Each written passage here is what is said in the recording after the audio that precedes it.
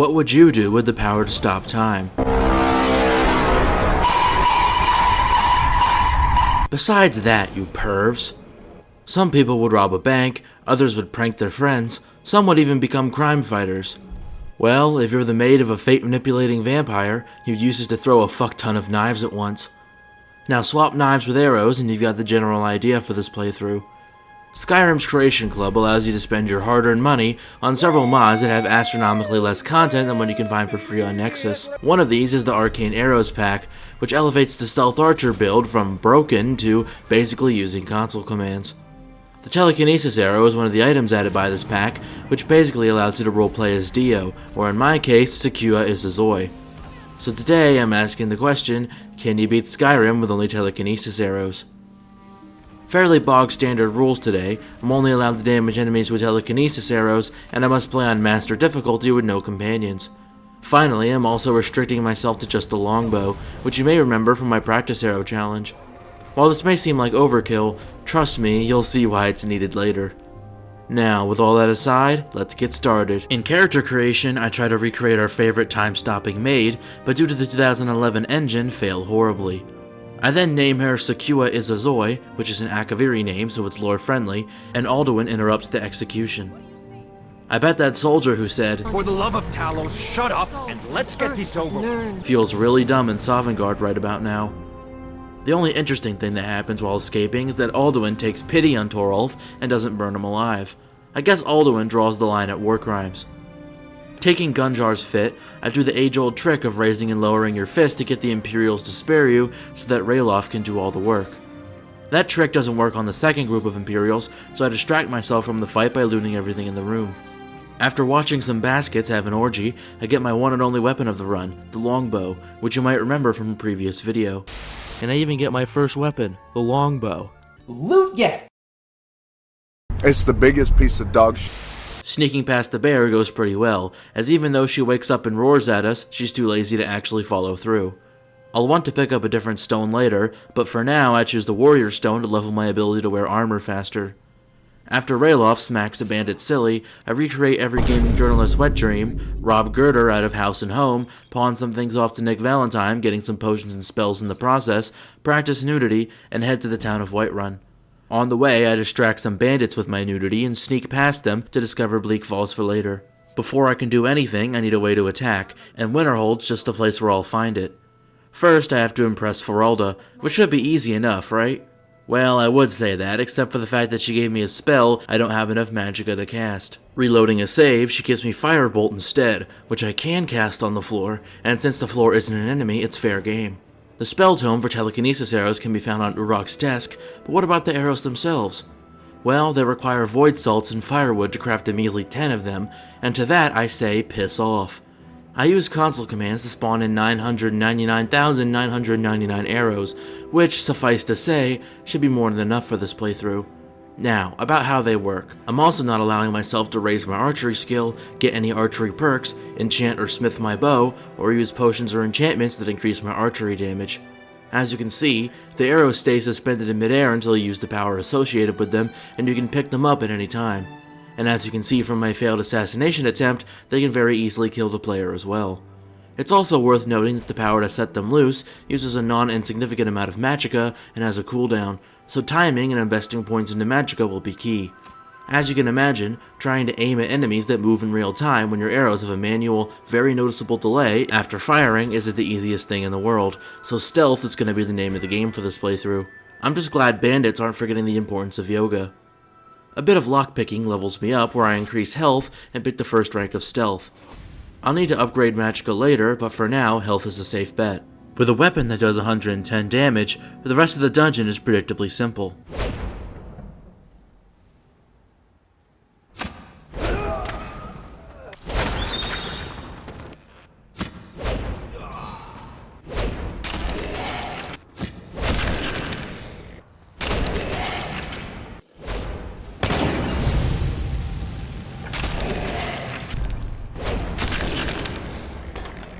I then prove the true power of this build by wiping out a giant camp. Also, make sure to take the proper precautions when mining, it can have a real effect on your heart. As by tradition, Mr. Cloud District has to die, so I set up a bunch of arrows right behind him, sneak away, and use my brainwaves to turn his organs into a Turkish barbecue. I then discreetly dispose of his body in the well, at least I try my best to. Lilith Maidenloom then complains about me attacking her for some reason. You wouldn't attack an old woman again, would you? And for that I have to prove her right. Frelia's dementia takes over as she converses with Lilith's corpse, who I then throw in the pile with Nazim so nobody gets suspicious. Oh yeah, and Heimster has to go too for the crime of existing in the same plane of reality as my eardrums. With my bloodlust sated for now, I try to pull a Nurbit and get Yarlef to follow me, but since this game hates fun, she nervously stumbles back when I get too far away. Out of sheer rage, I ruin the Jarl's dinner banquet using my mind. Blows up pancakes with mine. My fucking pain. Against the dragon? Give the Dragonstone to Captain Voice Acting, and get tasked to help kill a dragon because You survived Helgen, so you have more experience with dragons than anyone else here. that's the equivalent of giving someone who just escaped a burning house a job as a firefighter. And considering I'm on Master Difficulty wearing light armor, I turn into a burn victim real quick. Therefore, the best strategy is just to stand back and take pot shots. After performing the Gawk Gawk Your Soul Is Mine 3000, the old folks home shout about losing bingo night, and now I have to refill their medicine for them. Oh yeah, and I killed John Battleborn at some point, proving that yes, Skyrim is obsessed with death. Speaking of death, in my hundreds of hours of playtime, I never once noticed a skeleton drowning in the moat. Being the law-abiding citizen I am, I drag him out of the water and give him CPR. I think you're supposed to break the person's ribs doing this, so suffice to say I'm doing a shitty job. Mixing all the soaps in the sink as if I was 7 levels me up, where I increase magicka and get another rank of stealth. After toying with the pack mule's emotions, I sneak up behind her to see how close I can get before she begins dialogue. Taking a carriage to Riften, I begin heading to Iverstead, some interesting things being fighting off a bandit camp, backstabbing myself, watching a wolf rudely interrupt a guard, The Greybeards have summoned the dragon. I'm gonna let you finish. and getting a messed up kill cam on another wolf. When I get there, I lead a bear into Iverstead and use my body as bait as the townfolk and I kick it to the curb. One thing I noticed on the trek to High Hrothgar is that telekinesis arrows have an AoE effect that does a minuscule amount of damage. It's not really important at all, but I thought it was worth mentioning. Somehow, Karita survives multiple arrows to the lungs, so the next time I make sure there's no hope of escape. The Frost Troll definitely knew what was going on, as he kept juking out my arrows despite the fact I was hidden. Eventually, I give up and run past him so I can yell obscenities at some old men and defeat their schizophrenia hallucinations. Wolfgar then tackles me at Mach 12, and I get a quest to give them all the horn, the same quest my uncle gave me when he asked me to pick up Viagra from the corner store. On the way to Morthal, Jorlum tries to impress me with his singing. Oh, there once was a hero named Rex, riding to Whiterun from old Rich. As I wait for the Jarl to come out, everyone around begins to act like literal NPCs, which is to be expected in the presence of the Sigmakin. When I step out to investigate a burnt-down house, some more NPCs of Mirak try to stop me, and by try, I mean they turn me into Yahweh's burning bush. The next time around, I let them follow me like Malcolm Holmes, so that when I'm finished talking to the ghost girl, they pine for my false dragonborn ass. Luckily, I'm able to run away and wait for the cars to take them out. Another janky kill cam later, Laylette is dead, and now I have to play detective to find out what's happening in the town, but not before stripping her naked and laying her to rest. Going into Alva's house, I forgot this quest, and thought that Alva would pop out of this coffin or something, so I set up a bunch of arrows for Nothing! Absolutely nothing! well, at least I can get a good night's rest. Unfortunately for Hrothgar, he decided now would be a good time for cooking. Ravencrone tries an interesting sleeping position, Alsfur is completely flummoxed by it, and I head into Movarf's lair to kick some vampire ass.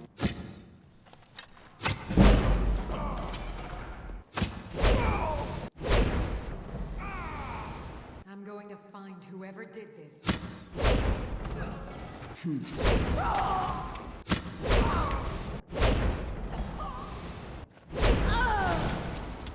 On the way, I find Movarf's boots, which increase my ability to sneak, and some vampire armor that increases my magic regeneration by 50%.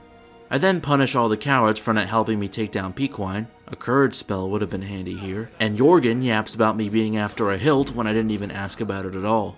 After killing a conjurer's pet and running from him, I head into Oostengravy and, for some reason, some zombies rebel against their masters, not knowing that killing them would cause them to pull an Avengers Endgame, which I immediately prove right outside.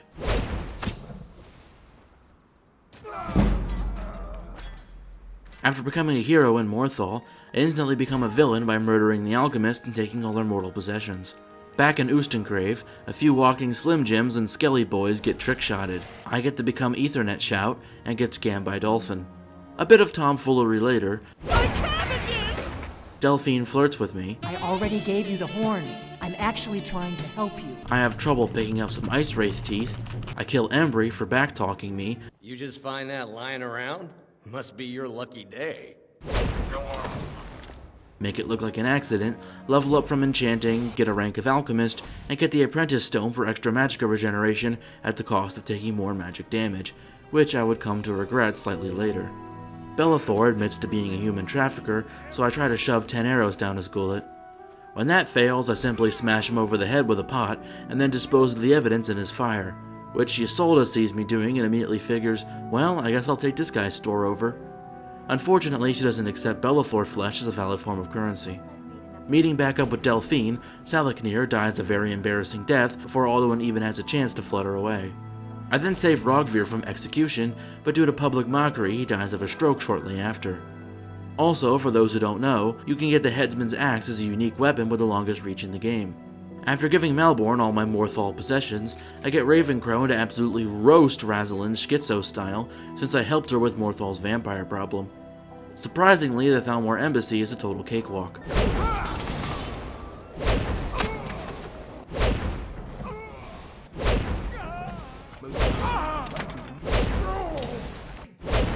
Silence, you know the rules.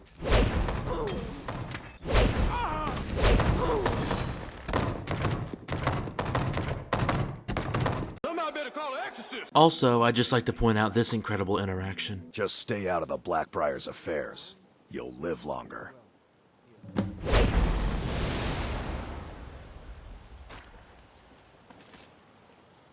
Enough! Oh no, you don't. A fight! I'm staying out. Guess it's all clear now. Yeah. What's your problem? Nothing notable happens in the Ratways. A Thalmor soldier kills me so hard he unmakes Mundus, and I get trapped in an endless cycle of being roasted by a flame Dommy Mommy. Eventually, I manage to escape using Become Ethanol, but then get bodied right after.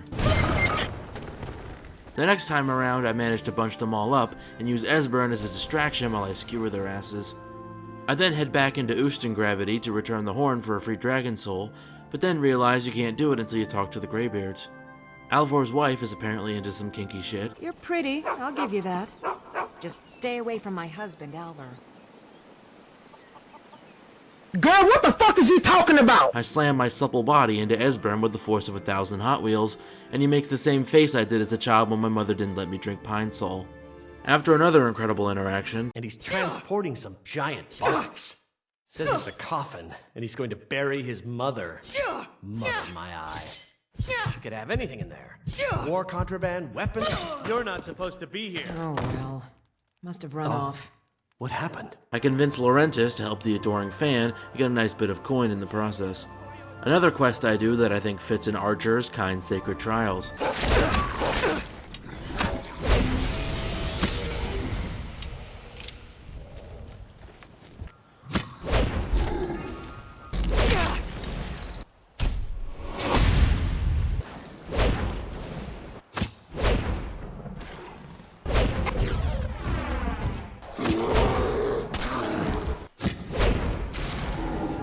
Kinda wish this quest was harder. Most of the beasts you have to slay are no stronger than their standard variant. My reward is Kind's Token and Froki's Bow, which are both worthless for this playthrough. For the crime of filling up my inventory, I kill Froki and watch his Hamming toast to his corpse. I reload a save and this time, feed Hamming the token while putting the bow to rest. One last quest I decided to do to spice up this playthrough is Treva's Watch. After cleaning up the filth, both literally and figuratively, I simply jump over the gate and activate the lever from the other side, completing the quest in record time. I then give a mammoth's tusk to Ysolda so she can get some of that Khajiit tussie. Time for Skyhaven Temple, and while the dragon would normally be a pain to deal with, the Forsworn do a great job whittling him down with their constant barrage of spells. Eventually I have to deal with the problem myself, which turns out to be quite tricky. With the Apprentice Stone's debuff to magic resistance, one use of the dragon's breath can burn through 7 or 8 of my healing potions at once if it doesn't just kill me outright. Using cover to my advantage turns out to be the winning strategy. The Forsworn have the same problem as the dragon, and that their spells are all basically one-shots. The saving grace is that my light armor allows me to dodge their attacks with ease. After all the savages have been mopped up, Esbern yaps about unimportant bullshit, I get showered in the Greybeard's thick, creamy praise, I show Parcel Sacks my mixtape, and head off to find an Elder Scroll. Spiders go down in about 3 shots, while the Marble Folk go down in about 6. Overall, this place wasn't too tricky through use of the Become Enderall shout and sniping Thalmor from the safety of a pipe. The Dwarven Centurion was also pretty simple due to him giving up and accepting death.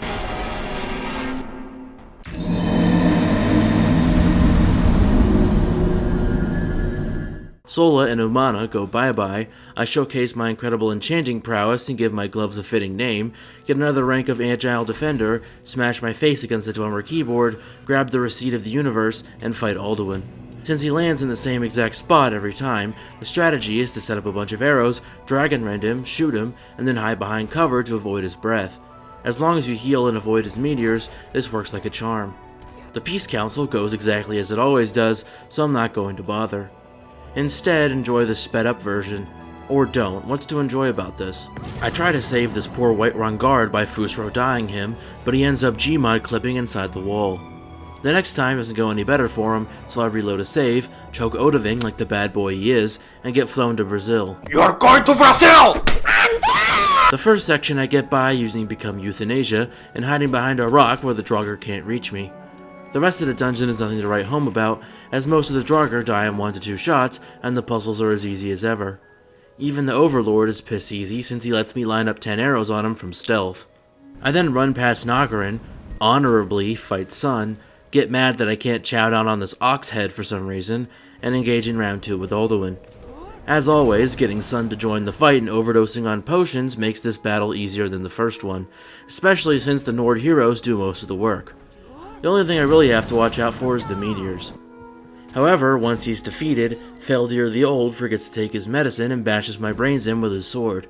Now I'm glad I played as an Imperial so I can use Voice of the Emperor to calm his bitch ass down. Don't worry, it doesn't inflict damage, so no rule breaks here.